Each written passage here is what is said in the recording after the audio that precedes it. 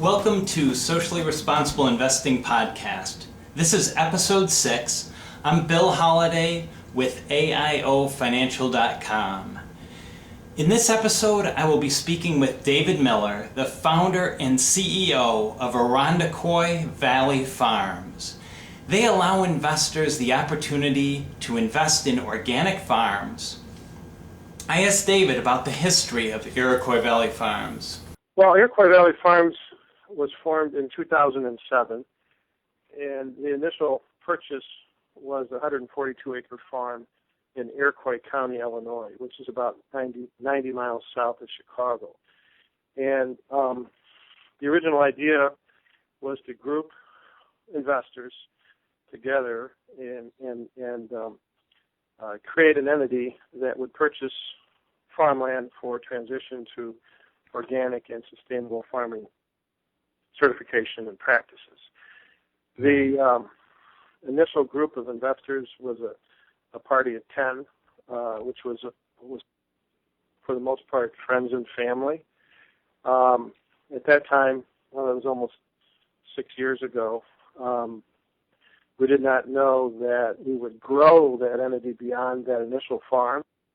But that's, in fact, what happened was everybody was interested in doing more of the same. And so a year later, we doubled the size of the farmland by buying a 160-acre parcel down the road. And then just have continued to do that over the years, growing very methodically. And in fact, incorporating some prior LLC-based ownership structures that owned other farms, because Iroquois Valley was not the first entity that I had, formed to play a role in sustainable agriculture. So we began to wrap up other entities into Iroquois Valley, which just became the growth entity. And what is your background? Is it financial or farming? My background is financial. I'm a retired banker, corporate banker for the most part. Okay. Spent many years with Bank of America and with locally with First Chicago. So I had also been involved in a number of different real estate partnerships and ventures, and had done pretty much everything except farmland. So I saved the best to the last. And why did you pick farmland? Well, that's an interesting question. We actually had just done a golf course venture where we grouped investors into a partnership to buy a golf course, and I did the analysis of the golf course on a fallback position of it reverting back to farmland. And in that process of looking at the land use, there's all these golf courses around the area, a lot of them were farms to start with. In the process of analyzing it, I could not figure out why one would not be buying farmland under those current markets. And then once we looked at farmland, then it was just, well, what's the highest and best use? And we zeroed in on sustainable/organic farming practices as being not only the best for the environment, but the most financially rewarding as well. So it was sort of a methodical process, but we have not looked back since we started this business. And now things are, opportunities are really being created all over here and across the country, but we're focused in the Midwest.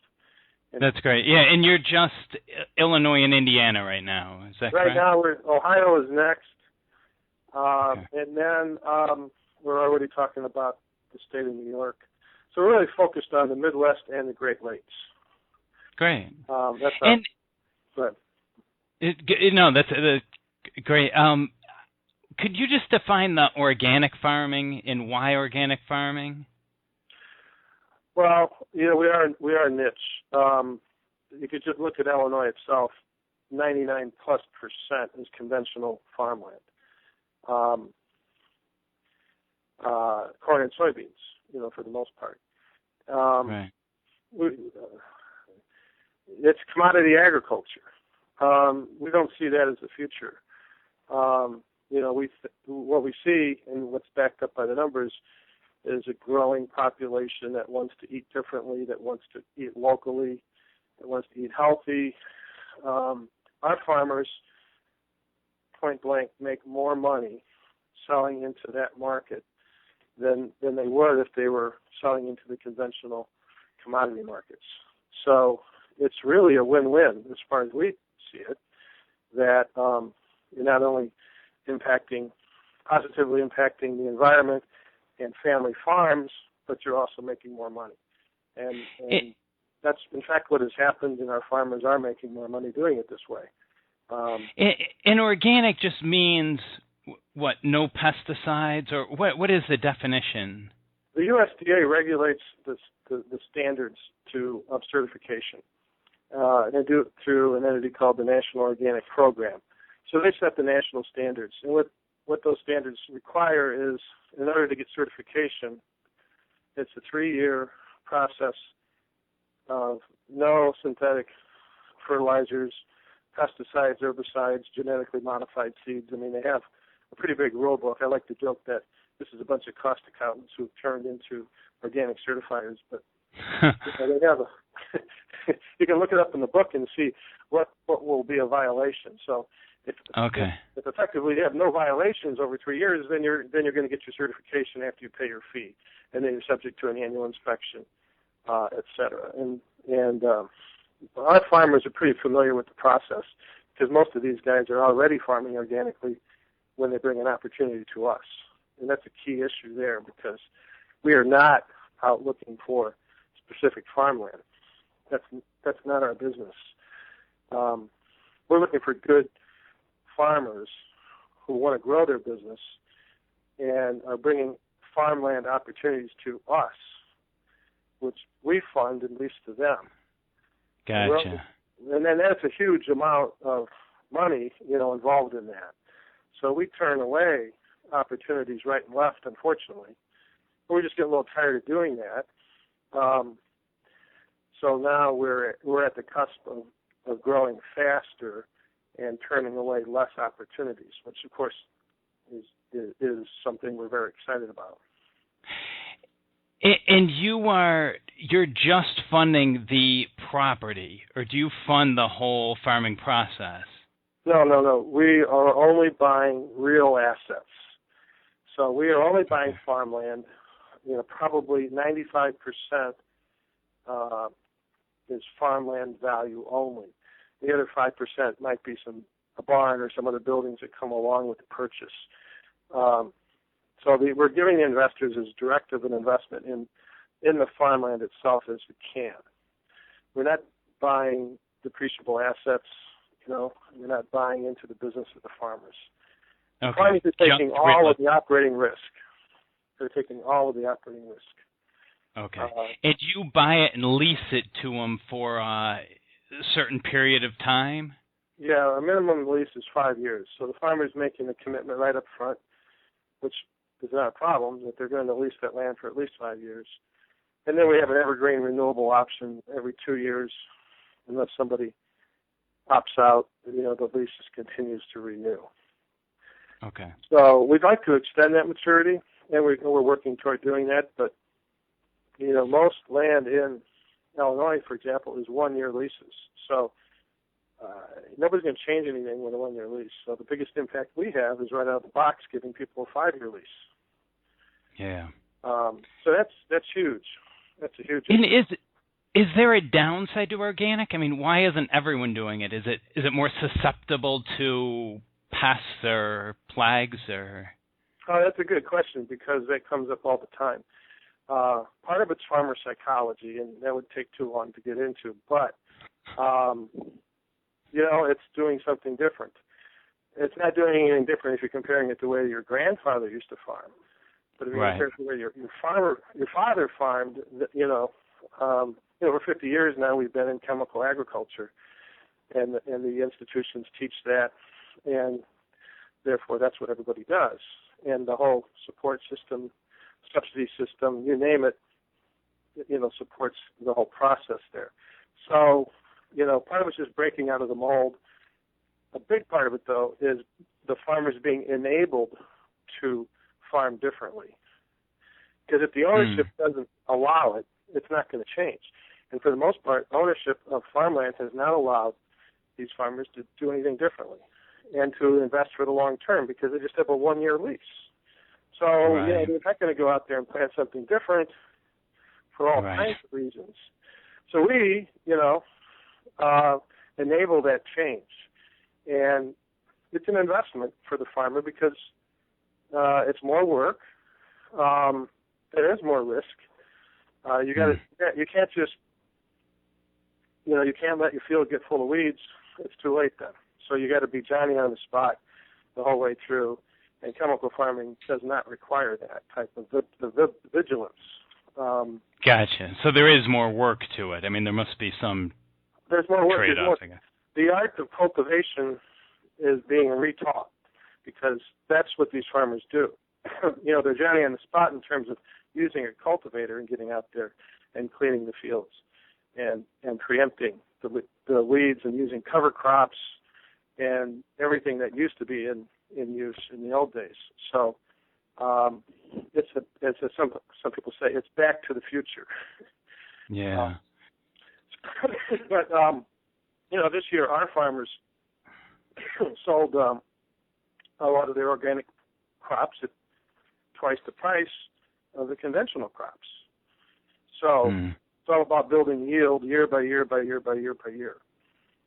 Our farmers do it naturally, and they return the land to its natural productivity, and they become a low-cost producer, you see, over the long term, and selling at higher prices. Gotcha. Do you see a trend towards organic? I saw one of your papers was showing a real small percentage of U.S. farms were organic. Well, that is the investment opportunity. There's this huge, 100-pound, 1,000-pound gorilla out there, right? The conventional commodity agriculture in the Midwest. And as long as these farmers are making a good living, and they are, why change? You see? Right. So a lot of them have not changed. In fact, some, because they can now sell corn at $8 a bushel, have reverted back to conventional. But our farmers sold at $15 a bushel this year, and in many cases outproduced. So now you start seeing, people start paying attention to that. So this is early stage still. This is not late stage opportunity. The way we look at it, our growth opportunities are just outrageous. Young farmers, you got demographics driving the change here too. The average age of a farmer out there is something like 65 years old. Are these guys going to change? No way. There's no way that's going to happen. Will their son or grandson change? Absolutely. So that's what we're seeing happen, is that the young farmers are doing it differently and very open to that. Very open to that. So, that's another impact that we have is on providing land access to young farmers, which is a crisis. That's a crisis right now because they don't have the capital to buy. Sure. So that supports our business model. And the size of your projects are around, it looks like 80 to 225 acres. Is that about? Yeah. Yeah, 100-acre farm. I actually haven't done the average lately. We just put two farms under contract, and this is probably as good of a reference as anything. One was 80 and one was 115. Okay. So something close to the 100-acre size. And that's, we call that the middle-sized market. It's not large corporate. It's not the small vegetable truck farmer. It's in the middle. So that's where we built, that's our bread and butter. So we can go bigger, we can go smaller. And we will do both. But our focus, is still in the middle. And that's the market where we have built the company from. Right. So there's tremendous opportunity to go smaller and impact more and more local food systems. And we will be doing some of that because we are, quote, local and organic. We're not requiring that all land be certified organic.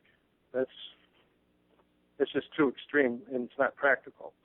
So there's going to be a number of smaller farms that will be raising vegetables and selling into urban markets that will be very sustainable and, of course, local, but not necessarily certified organic. So we have a business model that allows us to be diverse. Flexible. And as far as products, or crops and livestock, is there a limit or a goal that you have that you're directing, or is it variety? No, we track every year. We're tracking what the crops are.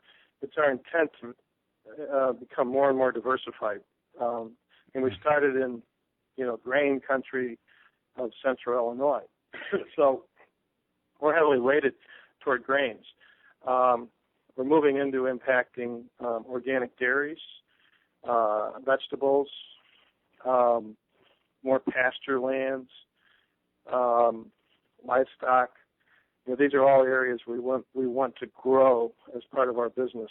Sure. We manage the risk by diversification. So, as any good leasing company should, right? Not too much to one farmer, to one crop, to one location, et cetera. So, I'm a former banker, so right. No, that makes sense. I get excited about diversifying. So. Sure. That's fun. It's also challenging because every farm's different, every farmer's different, and farms differently, and you are not going to tell, the farmers how to farm their land. That's just not going to happen. But you can manage it on a macro basis by just deciding what you're going to buy and what you're not going to buy. Sure. We just bought a farm in Indiana where the farm tenant is going to transition that land to organic over 3 years by only growing hay. And he's got a tremendous business going where he's selling into the organic, so he's selling to local Amish and organic dairies. They can't get enough hay right now. There's a booming, organic milk business market out there.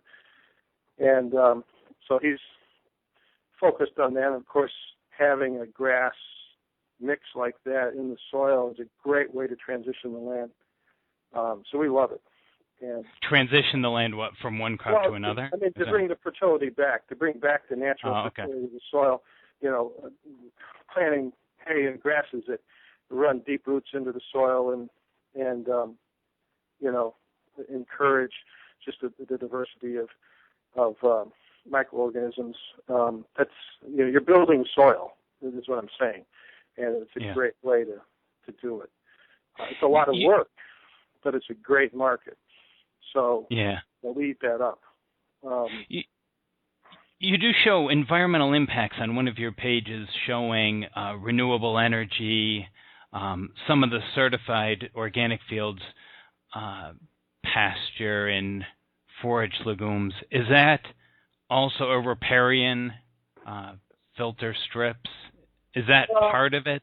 We have the ability to be certified organic. You have to leave 25 to 30 foot strips on any of your borders with conventional crop fields. And what you do with these strips is something that can be very conservation oriented. There's also grassed waterways that we're constantly improving and developing the farm. The grassed waterways are just a real natural way of dealing with erosion and either retaining or taking water off of the land. There often are acres that are actually designated as conservation, and there's different programs the federal government has to encourage. I don't know if you watched that PBS show. What was it? The dirt erosion. The dirt erosion of the. I'm just drawing a blank. I'm sorry on the name. It was on TV just recently. But the soil and water conservation programs of this country were built after all of the soils in the Southwest blowing away, in the 30s. So we take advantage of these programs on these farms. And Great. often we'll have a woodsy section.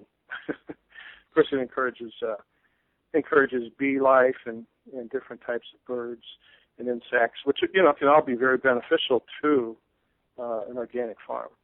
Right, right. So as far as the investment part, what is the minimum investment, the security of it, the duration, the return? Mm-hmm. Well, we never promise a return. We can tell you what you're going to be buying, and we can tell you that not only do you have an upside, you'll have a real asset that we think is being improved naturally year by year by year, thereby increasing the productivity of the land. You also get, by the way we do our leasing to these farmers, the investors through the company are getting an upside on the farmer's local and organic business. And by that I mean the more that farmer, more the revenues are coming off of that farm, the more the rent payment is coming into the company. Because we use a lease structure that has a fixed base minimum payment plus a bonus payment based on overall farm revenues. So that's a double, it's double connection there with regard to growth of capital, both the land itself as well as the business of the farm tenant. Okay. And year by year by year, the variable portion, meaning the rental portion, should be growing on average.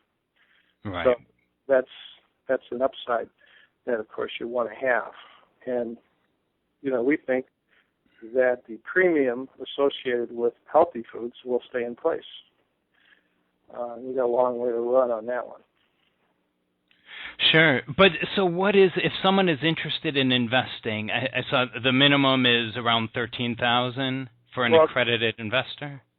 We're in the process of putting a new offering together now. We just, okay. For the most part, we just finished our existing offering for 2012. We were oversubscribed, and the board is looking at doing a temporary extension through the end of the year. But for the most part, we're done with 2012. So we have next year's offering in process already. We're continually raising capital. The minimum for this year was 100 shares, which at the price was $12,700. Then we may bump that to 200 share minimum. We're very unusual to have such a low minimum on a private equity investment. Sure. Because you can spend $12,700 and get just 1 acre of land in Iowa. So but we want to have a broad base of investors because we're building the secondary market. And the exit, 7 to 10 years down the road, is probably a public exit through a sustainable agriculture real estate investment trust. So we're talking about this. We're talking to the investment bankers already about it. We see that as we see being forced to go public within that time frame because there's such broad interest in buying into our company. We believe we'll have 2,000 investors, which is currently the trigger to be forced to go public. So, 7 to 10 years, we'll have 2,000 investors, we'll have 100 million plus or minus, and there's the exit. So that's there's no guarantee on that, but we just have just tremendous opportunity to grow the business to that level. Sure. And so for investors, again, they're going to need to wait for the 2013 offering. You expect it to be maybe a $25,000 minimum or 200 shares. Mm-hmm. They need to be accredited investors. That's correct. The security of the investment is that it's all invested in real estate or in farmland. That's correct. So it's all has a collateral. And we leverage, we're giving investors as much of a pure play on owning the farmland directly as we can. They are owning it through their private entity, through the private entity of Iroquois Valley Farms. But like I said, Iroquois Valley is not buying anything but real assets. Right. And we're leveraging a nominal amount. So we're putting in equity-wise approximately 2/3 of equity for every on every dollar. So we're borrowing 1/3 of the purchase price for these farms, which is Gotcha. conservative. And so part of the rent's paying the mortgage that you're taking out on these. the base rent, there's two components to our lease structure. The base rent, being the first, provides sufficient revenue to cover the expenses of the company, plus the amortization on the loan, and of course interest expense. So, and that's pretty much a managed number. Currently, our base rent is something around 3.25% ROI, and that's assuming no leverage. So then we go out and we leverage, and it becomes about a break even, if you're following me. Oh. So Okay. base rent is breaking even. So that means the upside on the income is through the variable rent structure, which is the bonus rents paid based on how the businesses are doing. So that There's provides a profit sharing component? That's correct. Okay. That's exactly right. Above a certain farm revenue threshold, on a farm-by-farm basis, the sharing is 1/3 to the ownership and 2/3 to the farm tenant. So that's the upside. And that's, now I'm giving away all of our trade secrets, but that is how we've been doing these leases, and it's working. The farmers are comfortable with that. So that's what you stabilize over the years. And that comes to the investors semi-annually or annually in a payment? No. Because we're a growth entity and we cannot take advantage of all the opportunities that we have, we reinvest all income back into buying more farmland. In 6 years, we have not returned a penny of dividends or distributions to our members, nor do we plan to. Do they get additional shares, or do they just increase the value of the shares? Well, like I said, we're reinvesting all income into the farmland, so they're getting more farmland is what they're getting. Okay. But does that show up as additional shares in their portfolio? Well, I mean, effectively it does, yes. Okay. It's just a corporate balance sheet, so everybody effectively owns a percentage interest, even though we characterize it in the way of the units. But so the more farmland, less the liabilities, the more equity, and you own a flat percentage of the equity, so therefore you're growing equity. We're growing. Got it. So, which is no different than any other corporation. It's really no different than that. If we were to go to 100% equity, we would, of course, pay back a dividend. But right now, the opportunities to employ capital are so large that there's really no incentive for us to pay, nor do our investors require a dividend. Sure. So what the investors could expect is there won't be any payments. Is this pretty much a 7 to 10 year commitment? There's not a secondary market. Now we're building a secondary market. So, Okay. the negative, of course, is private equity, right? We're not public. So will we be public? Yeah, I think that we'll be public in 7 to 10 years. If you take our current growth rate, extrapolate it might even be sooner than that. The opportunities are such that we can employ capital as we raise it. We have a pipeline of business, and I turn people away. So we might be able to grow quicker than 7 to 10, but I can't tell you what that time frame is. Sure. But that's the exit, for investors. And it's only recently we started to talk about that because we wanted to get the business model in place. We wanted to get a certain level of investors and nail down the leasing structure, and et cetera, et cetera. So now we see where we're going, with a fair amount of clarity. And so we are talking about that public exit. And that would be what most people would expect. I mean, it's not a 3 or 5 year commitment. It's a commitment until you go public, and then you'd be able to get some cash out of it. Well, right now, you can sell your units, but it's a private market you're selling into. So we're not locking up investors. We haven't. We have not had to do that. And I don't think that we will. What we've done instead is cement the impact that we have. We are a sustainable agriculture, so we're different. We don't intend on being conventional. We don't have a conventional structure. So as an investor with us, you have to earn your vote. And you earn your vote by staying in for 7 years. And that's how That's how we protect. That's how we can say we're sustainable. That's how we protect the impacts that we have. It's not perfect, but it gets the point across. This is not short term. We're not looking for trading capital. Don't invest in us if you're really wanting to trade. If you have a long term, everybody wins with a long term time frame in this business.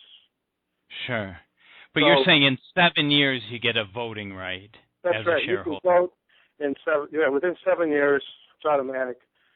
If you're still with us, your membership interests carry voting rights. Okay. And it's to protect. It's really to protect the investors. Investors put their money with us because they want to be in sustainable agriculture. They don't want us changing midstream and deciding to go the chemical route or the GMO route. That's not what they're looking to have. If you want to have that, there's plenty of other opportunities out there for you to employ your capital. Sure. We're one of the very few that, in fact, we're the leading entity in the country in this regard. There's nobody that has the type of structure that we have. So we intend on keeping it that way. And we have to show our investors how we're going to do that. Sure. Yeah, that's great. Can you speak to the growth rate or the percentage that investors, I don't know what they can expect, but after the last 6 years, do you know what the returns have been? Well, farmland in general over the last 10 years is averaging 9%, I believe is the number of annual return, just on the asset value alone, and that's conventional farmland. Our company has the investors that joined us at the beginning as part of our initial private offering, been with us for 6 years now, have over doubled their initial capital. So the growth rate has been in excess of the average. Now we do use some leverage, which is helpful. Looking back, people say, well, you should have leveraged more, but like I said, we're conservative. Right. So they've been very well rewarded for the risks that we think they're taking by owning farmland.